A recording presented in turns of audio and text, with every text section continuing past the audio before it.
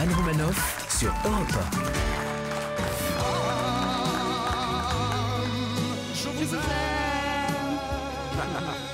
1. Depuis une semaine, on nous parle de l'affaire Harvey Weinstein. Vous savez, ce producteur d'Hollywood qui profitait de son pouvoir pour faire des avances à de jeunes et jolies actrices. Ouais. Depuis une semaine, à Hollywood, on s'étonne. Oh my God, I can't believe it.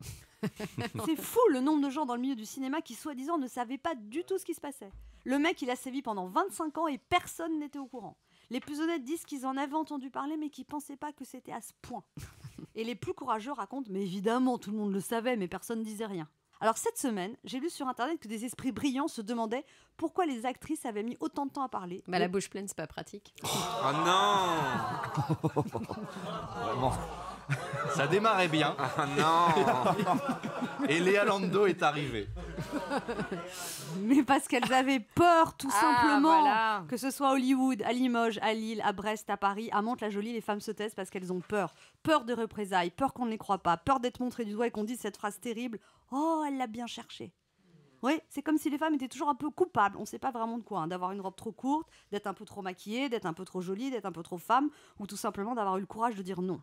Tous les jours en France, dans les banques, à la poste, dans les supermarchés, les bureaux, les ministères, des petits supérieurs hiérarchiques profitent de leur position dominante pour abuser des femmes. Souvent, les collègues sont très indulgents. « Oh, attends, c'est une drague un peu lourde, hein, ça va.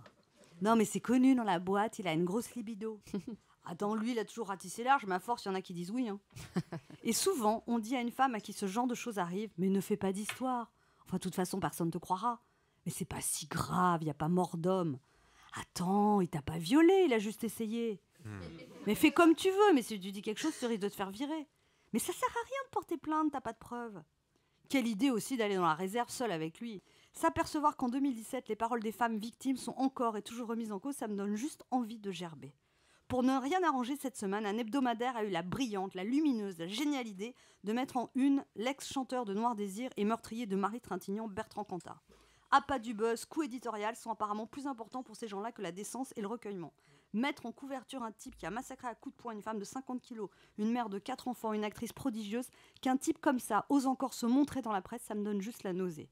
Oui, la justice a été rendue, oui, Cantat a fait de la prison, oui, il a le droit de se reconstruire, mais pas au détriment de la pudeur, de la délicatesse, du respect que l'on doit à la mémoire de Marie Trintignant et au chagrin de sa famille. Alors taisez-vous, monsieur Cantat, et prouvez-nous pour une fois que vous êtes un homme. Mercredi, c'était la journée de la fille, The Girl Day. Mais avec toutes ces histoires, c'était plutôt la semaine des salauds. Décidément, c'est pas tous les jours facile d'être une femme dans un monde dominé par les hommes. Europe